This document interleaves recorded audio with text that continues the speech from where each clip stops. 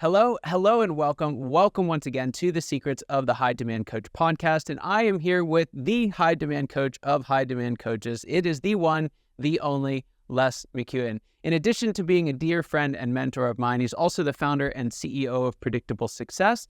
But he's not just an advisor to CEOs and senior leaders, but also a sought-after speaker for Fortune 500 companies. His expertise lies in helping organizations achieve scalable, sustainable growth, and his breakthrough strategies have been widely recognized and implemented. Before founding Predictable Success, Les established himself as a serial founder, owner, and entrepreneur, starting more than 40 companies, I believe, by the age of 35, somewhere in there, and was also founding partner of an incubation consulting company that advised on the creation and growth of hundreds of more organizations across the globe.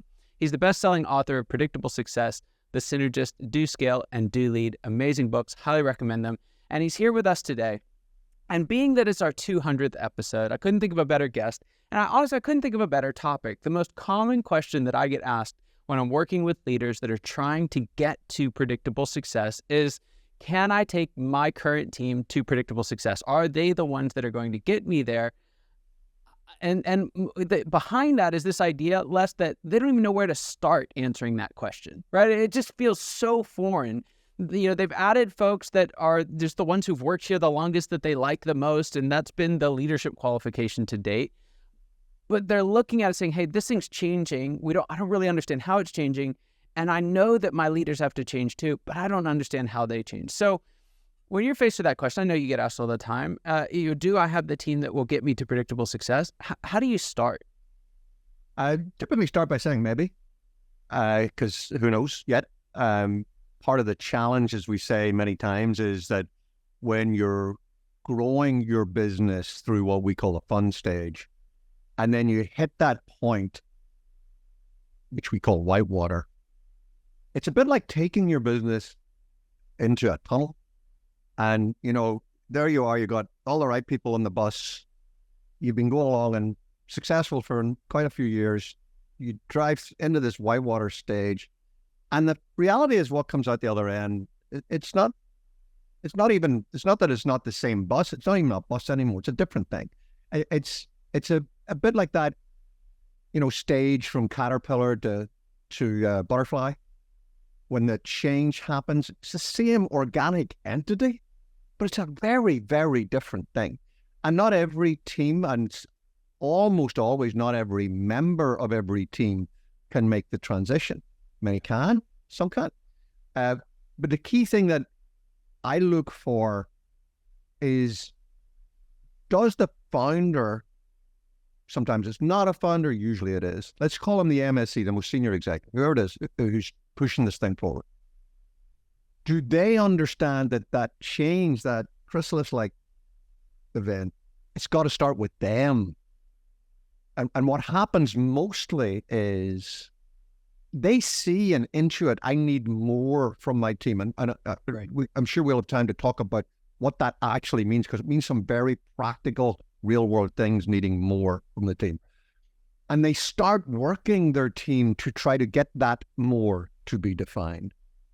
But they are still showing up the way they've showed up forever, which is a way of showing up that makes different demands. And I'm going to give a very specific example here. When you're the founder, up until this point, you've had one job, that's to fix everything. That's your job as founder. You're Solomon. You make the final decision about everything. And almost always that final decision isn't saying, do this or do that. It's usually saying, okay, I'll do this. Or, you do a thing, you fix it. You can't get to scalability that way. So you'll never get to predictable success, because that's the key to predictable success, is scalability. And the mind shift that has to change is a real thing. It's stopping thinking it's my job to fix it, and to start thinking every minute of every day, it's my job to build the team that fixes it. But if you keep showing up as the person that fixes it and then berate your team because you want them to fix it, you're just sending mismatched expectations all the time. It's so true. It's so true. I actually, in my book, The Foundations of Evolution, call it the CEO shift, right? It's that move from exercising your superstar skill in decision-making right, to using that strength to build a team capable of, a phrase I got from you, high quality team-based decision making. It's really, really powerful. But I want to unpack that a little bit, but I want to rewind the tape a little to kind of set the context for how do we get here in the first place? Because it's not that we choose the wrong leaders out of the gate, right? Many times it's that we choose the right leaders for the right time, but then it changes. So I'm wondering if we could compare and contrast a little bit the skills needed from your leaders in that fun stage, that organic growth stage, early on, relatively nimble, to the skills that you're going to need that you need from your team in predictable success. So starting with fun, what are some of the skills that we tend to either intuitively or intentionally seek out from leaders in fun? Well, in order to see that in its broadest and most applicable context, let's just sit for a moment or two with how do they get there? How do those people we're calling leaders get there? Because that doesn't happen. It's not like Monday morning we walk in and say, okay, you're now leaders, and you can use a capital L, and here's a little, gold star you can wear to show everybody that you've been really good people and now you're a leader. That doesn't happen. What happens is you start this business, or it could be your not-for-profit, your churches, any organization. You start off, and there's you and maybe some co-founders, and there's stuff to be done. That's the starting point. I realize this sounds like I'm starting, with the beginning of the universe, but that's what happens. And then the next thing that happens is we have people who are doing those things, right? So there's us and I don't mean us and them in an us and them sense, but there's the founder group, one person, two person, three person, and there's people. And then we get a bunch of people and we're a bit bigger and we think, I can't be talking to 5 salespeople every day. Pardon my gender normative slip. I really would do much better talking to one person. I want to make Jenny a manager. Again, it's not just like that dialogue happens, but that's what happens. Jenny emerges as a manager primarily to help communications and so forth. And then we get a little bigger and we got 5, 6, 7 people who are like Jenny. They're vertically managing some other people in their own function. Now, here's the next bit is really important. The group that we're going to call leaders, it sounds like a very unfortunate phrase, and it's got a slightly different connotation in the UK, so forgive me if it doesn't come across quite the way it should. What happens is there's sort of like a crust forms within that group of managery people of 2 or 3 who maybe were with us from day one, or maybe one of them's our brother-in-law, or they sort of get things a bit better for various reasons that are usually subliminal. They sort of begin to form a little tighter group, and that's the leadership group. And they're not leaders. They're the primary water carriers. They're the folks whose main job is to get what you want as founder and make it happen through other people. So that the first thing to say is that's the group we're talking about. And the communications we have with them are almost always at this early stage of growth binary. So I talked to Jenny about what she needs to be doing about sales, and I talked to Eric about what he needs to be doing in the warehouse. Right. Eric and Jenny aren't spending much of any time together, and if they are, it's to fix something that went wrong. There's no sense of cross-functionality, or what we will come to call lateral management. So we're expecting 2 key things alone. One is to get us, get me. Get what I want, get to the point where you can finish my sentences for me, whether you do it or not. But I want to see you nodding early on when I'm saying something. I want to see that sign in your eyes that you get it. And the second skill is to do it, to do the thing that you just got. And it helps an awful lot if you can use the other people that we've got out there to make that happen. And that's it. It's as simple as that. That's all that we're looking for. And that together builds a really, really high-performing team in fun. The founder in the middle, like a conductor, with 5 or 6 people who have sort of emerged to a senior leadership thing, may not even have titles, but everybody knows who they are. And they do 2 things. They get what we want them to do, and they get it done. And that's it. And if you try to grow in any other way, organic way in the early stages, you will slow up your growth. That's the right thing to do. But then, as you're about to move us into, I'm quite sure, it works really, really well until it doesn't. Yeah. And I want to stress that because some folks listening to this might be in the stage where that's the team they need right now. Correct. Right? If you've got 15, 25 people, if growth is still coming relatively easily, if you're not experiencing some of the pain points we're about to talk about here in a second, there's nothing, it's not like this is like the lesser team and we're about to start talking about the better team. It's about having the right team for the right stage. And Absolutely. one of the things that I love about the way you laid that out. And it is the fastest way to grow in that stage. But then, like you said, we get to this point where it works until it doesn't. What does it doesn't look like? What are some signs that folks can look for? Because I've found most folks don't notice these signs fast enough, right? Right. It starts happening, and there's some denial. There's so we try to like write it off, but it builds and builds. What are some of the signs that we need to look for to know that our leadership structure has to change? One word, one big long word: triangulation. It's not working when you're mired in just endless triangulation. And here's very specifically what I mean by that.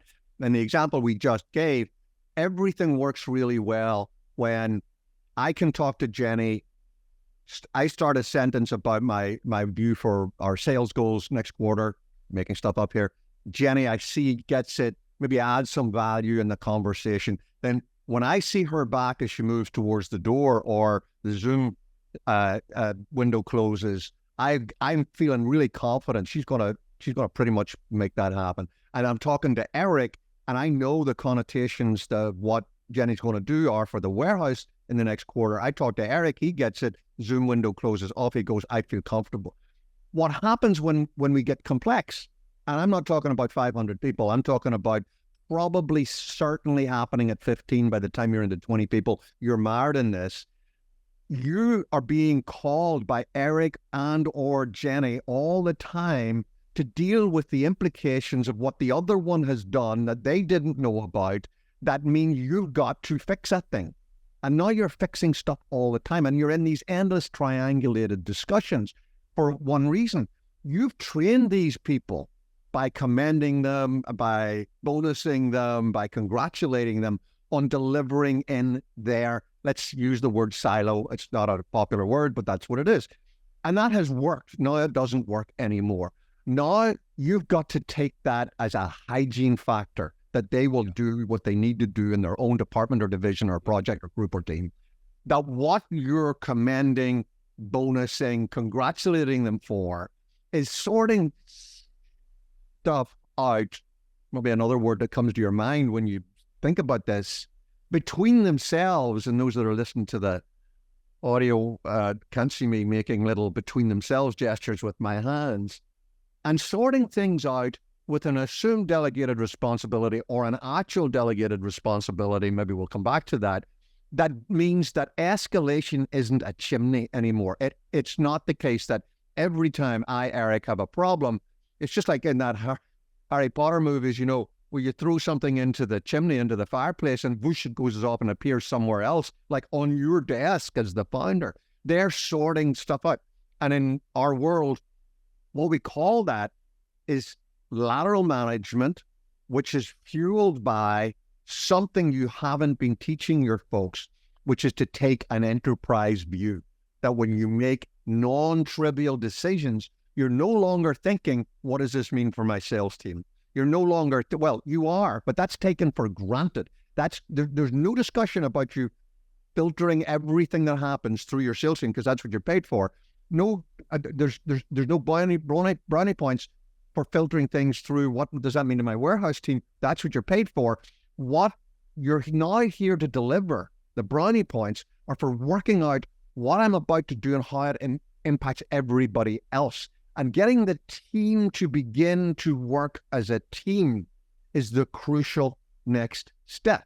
Yeah. But the problem is, and I'll put it in very simple terms, and we can explore it further if we wish, is that what I see all the time is, here's the founder intellectually knowing, I need this team to step up and start acting like a team, and begins beating that drum. I hear this phrase all the time. Actually, to be quite honest with you, it drives me crazy because it's lazy. And you know what I'm going to say? Why don't they think like owners? Well, they don't think like owners because they're not freaking owners. If they were owners, they wouldn't be here. They'd be your competitors, right? You're the owner. You think like an owner. You may want them to pretend they think like owners. You don't really. But here you are, you're saying, I need you to work as a team. I need you to work as a team. But you are still turning up as the founder fixer. Yep. You're still triangulating. You're still the final point of escalation. So you're just putting tension on people. You're asking them to do something that you're not giving them the resources and tools to then do. And 99 times out of 100, if not more than that, we end up having to spend more time together, founder and I, working on their mindset to begin to get the ball rolling on building the team. They want to go straight to the team. Will you coach them? Will you make them better? I will, whenever you have made the mental shift necessary. It's so true. And to just add a little color to it, it feels really, really good and really, really bad all at the same time. It's really nice to have someone who's completed your sentences for the last 7 years on your team, right? It's really, really nice to have someone that you know can just walk out and will get it done. They will walk through walls to make it happen, right? It's really nice to have a whole team of those. It's really nice to be able to just decide this is what we're going to do and not wait around for everyone to answer the question, and to chime in. And it really, really sucks to be just everything's coming into your office, everything like playing traffic cop all day, every day, babysitting the differences between departments. And it feels like the good stuff, we want to keep all the good stuff. I want people to just finish my sentences and do the stuff. I just don't want to have to deal with all the complexity of all of this, right? I don't want to, they just need to get their stuff together. And so it's why it's so hard, I think, for founders, is because a certain portion of that does feel really good.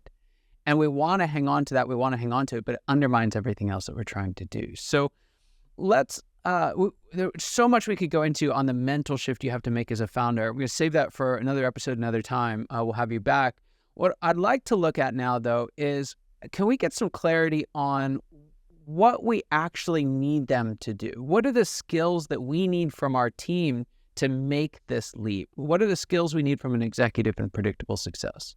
What you need to do is make a complete sort of leftward shift. And again, for folks just hearing the audio, not seeing me make a fantastic hand gesture that shows this leftward shift, which is a shift from the things that up until this point, not just you think, but have been the things that are reserved for you, have got to be things that move to the team, and they in turn free up other things for you to do.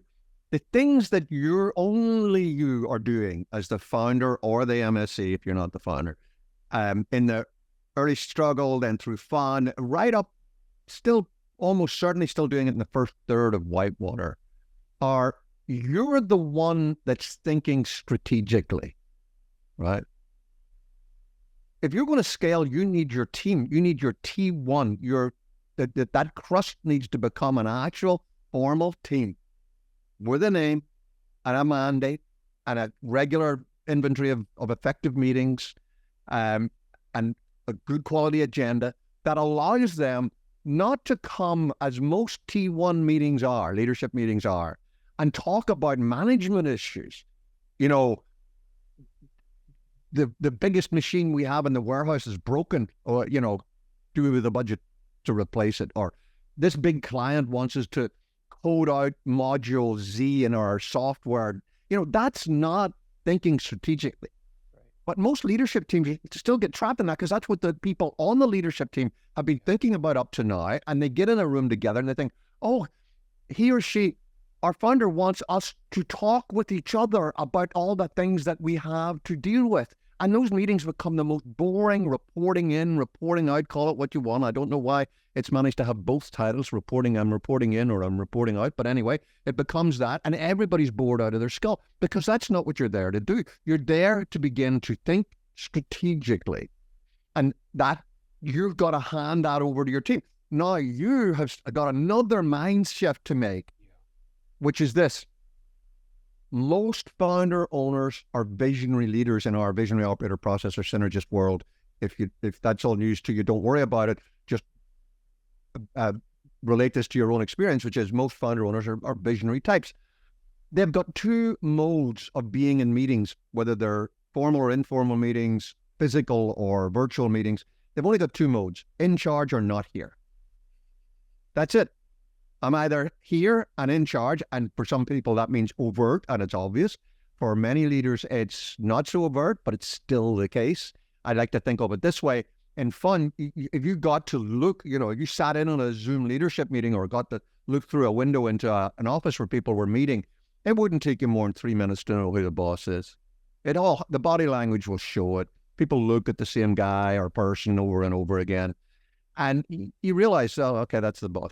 You've got to transition to a point where it's going to take a good 90 minutes before it begins to become clear from the pattern of how the team are interacting who the boss is, because you've got to learn to not either be in charge or not be there. You've got to be there as a team member. So you're not absenting yourself from thinking strategically, but what you're doing is you're modeling to the team that you want them to do it. And then the second thing is they've got to take from you what you've been doing up until now, which is to be the group that implement change. You have been the one that does that all along.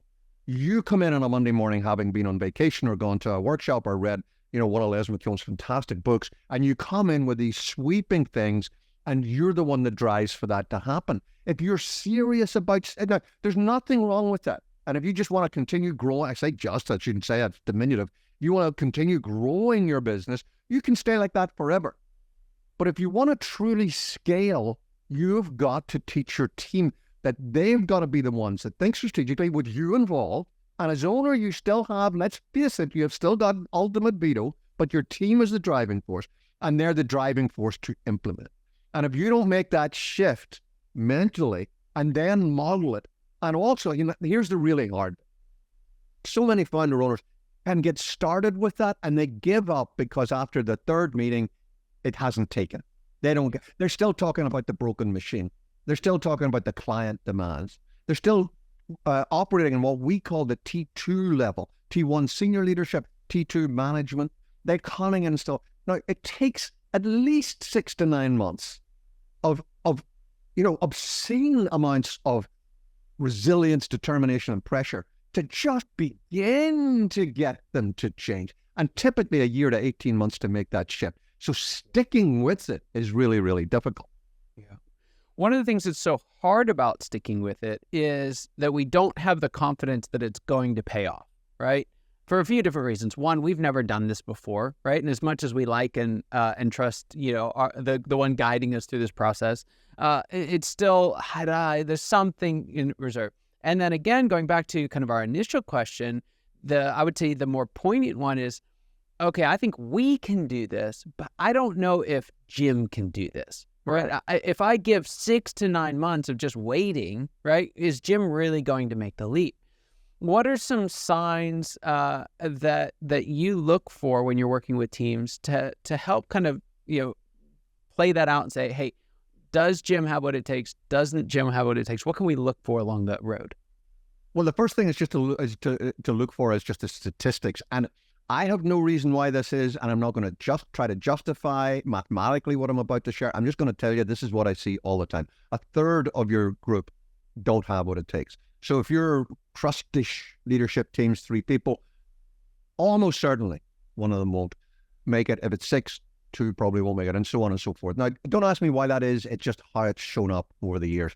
And so you got to accept one of the things that is a barrier, and it sounds like it shouldn't be so, but when you think about it and you put yourself in the founder's position, it comes out of a good place.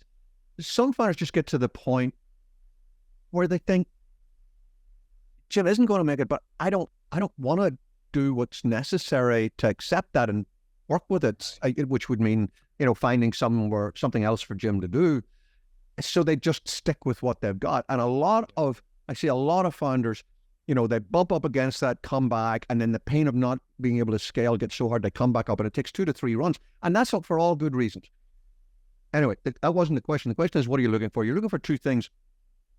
One is you're looking for somebody who, no matter what you do, and no matter how you try to paint it up, can't get out of the T2 mindset. They apply it to everything. Even you're talking about the need to think strategically. they're moving into that space with the T2 toolkit. That's the only thing that they want to use. The others may be still using their T2 mindset, but you can see they're trying to make the shift necessary to begin to think differently about all of this.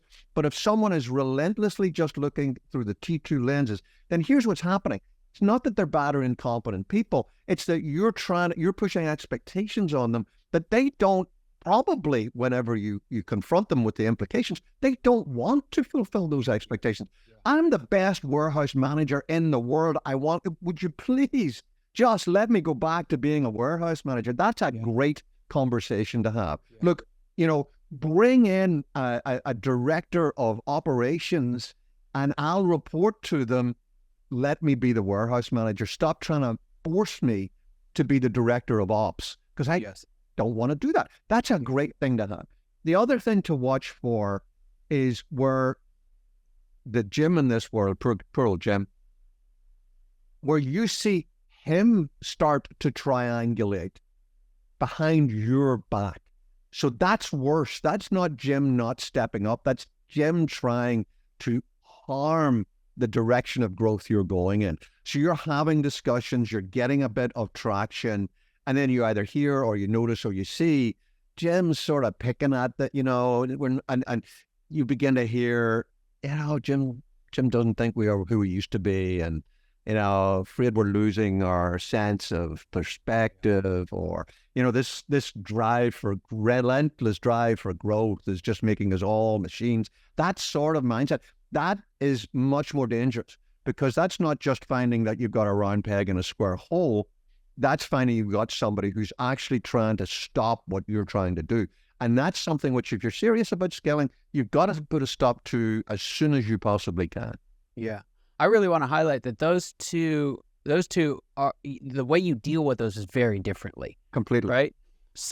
They're on board, but they're making it really clear by their actions and their abilities that being a manager is great for them, right? They don't have to be on the executive team. It might be a little hard for their ego. It might be just a difficult transition. I've found that when you're really clear about that and clear on what the expectations are, a surprising number of folks will self-select down in the org chart. It shocked me as we started doing this work with a bunch of other organizations, how many folks could see, hey, I see what being a T1 executive looks like. I'm actually really happy being a T2 manager. Can I just go do that? Right. And get me out of all these meetings, get me out of all this, I don't want to think strategically about 32 years from now. I just want to make sure we have a great warehouse. And so a lot of folks will self-select. And if they don't, it's still worth the conversation to talk to them and get them plugged into the right place on the team. If someone is actively resisting the move and that transformation, right? You're a butterfly with one wing, you're not going to fly real far. And so when you have folks that are opposing the direction, either advertently or quietly behind the scenes, you have to deal with that very quickly, and you have to deal with it very firmly. Would you agree? I do.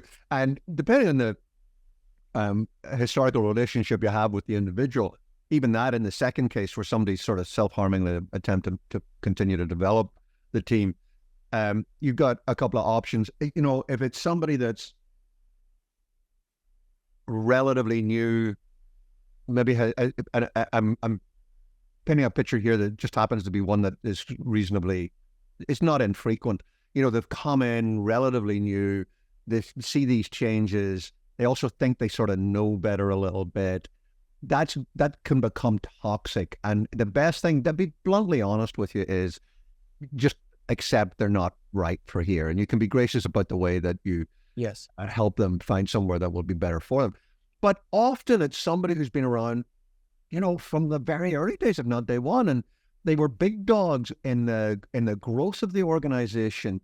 And there's a lot of stuff tied up. If somebody's been around for quite some time, and you're trying to then make this shift from the sort of crusty type of, we became a sort of a leadery team to, an executive leadership team that with real expectations on them, and somebody's not making the move.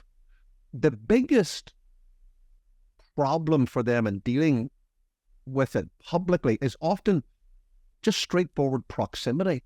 They fear the loss of status that comes with the loss of proximity with you. They had your ear all this time. They were seen as big dogs by other people. And this feels, it's not even so much like a demotion in terms of status and title. It's more like a sort of an estrangement, like they're being forced out of the inner circle. And the truth is they sort of are.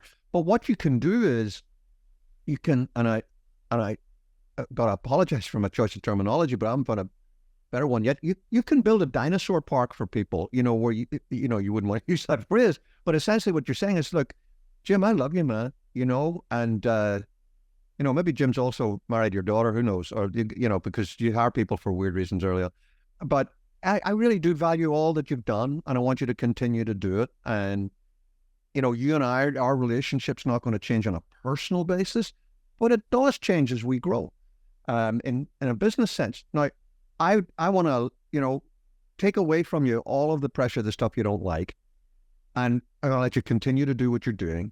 Yeah.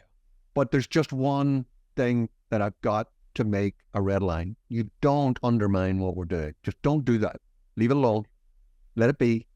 And let's just continue working together. Yeah. And that doesn't always work. Often what happens is that goes on for about 6 months. Jim can't help himself. And you've got to say, Jim, I've got to have to help find you somewhere else. But it's worth trying, at least. Yeah.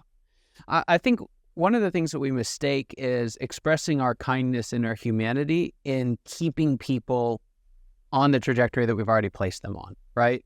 And what's not kind about that is, especially in situations like this, you put them on a trajectory to make them into something other than what they are. There's nothing kind about that. Right. And so we've got to kind of break our idea of being kind with stuff means that they're always forever on our team, always forever growing with us, and make our kindness saying, hey, we're committed to getting them in the right place for them, whether that's inside the company, whether it's outside the company. But if you can shift that mindset, you can be much more kind in how you do it and what you do without sacrificing the growth and the structure that you're building for the rest of the team.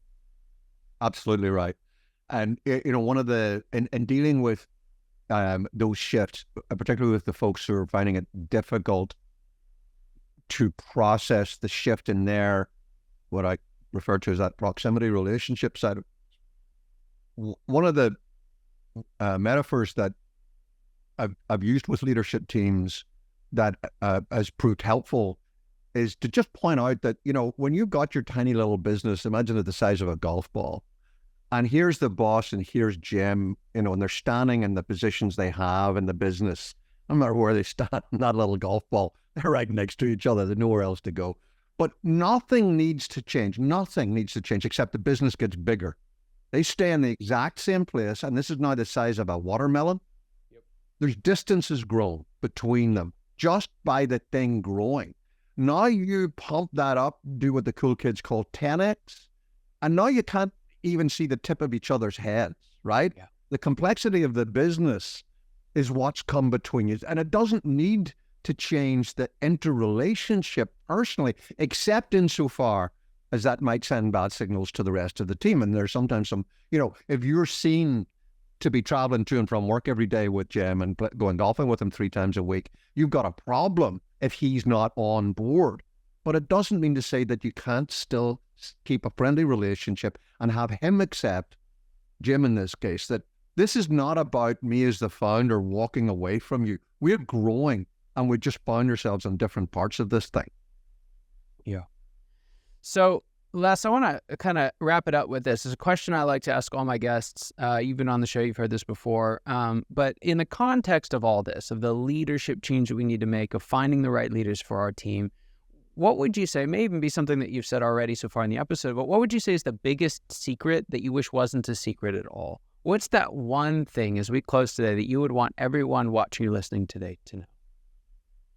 You said it actually earlier in our conversation. I mentally nodded and assented to it. I'm going to paraphrase it and not use the same words you did, but it's so easy not just to underestimate, but to completely be unaware of the addictive nature of being a founder. There's something about it. It gives you a sort of almost godlike status within the organization. You have 20,000 votes to everybody else's half a vote. You can change anything, any moment, anytime, on a whim. That's why you started this thing. You were the one that went through the existential crisis and early struggle. You were the one sobbing at night. You were the one who everybody was looking at and thinking, you've really screwed this up.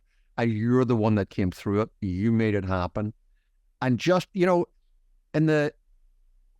in the days of the Roman Empire, and I'll make this really quick, great Roman generals who made their name, like Scipio, Julius Caesar, Pompey, when they conquered a foreign tribe or country, they were allowed something called a triumph. And what the triumph was they would come back with their legions, they'd wait outside Rome until they were allowed to have their triumph. And then there'd be this massive parade. And the leader of the tribe that conquered would be in chains in a big cage. There'd be exotic animals. There'd be all the loot. And then would come the general. And the general would maybe have his face painted red like Jupiter, and he'd be dressed like one of the Roman gods. And by law, there was, and forgive me, it's how it was at the time, by law, there was a slave standing behind the general, banning him, and saying permanently, remember you're human, remember you're human, remember you're human. And nobody does that to us. And what happens is, as founders, we just get to the point where everything, just the little knowing glance that you're the one, just the silence when you've made a statement that you can make clear is the way it's going to be. You've got to give that up to scale. And that's tough to do. Yeah, it sure is. It sure is. Les, where can folks find more out about these stages that you've talked about, these leadership styles, and find the help that they need to make this transition from founder to CEO and build the right team around them? Where can they find more out about you? Google. It's a fantastic thing. I found it a while back. And OpenAI and Claude. Anyway, you just go to predictablesuccess.com and it's all there. Fantastic. Wonderful. Well, thank you, friend, for being on today. Just loved this conversation. It's just super, super helpful and insightful. Glad you're here. Thanks for coming. And for those of you watching or listening today, I hope you got as much out of this conversation as I know I did. And I cannot wait to see you next time. Take care.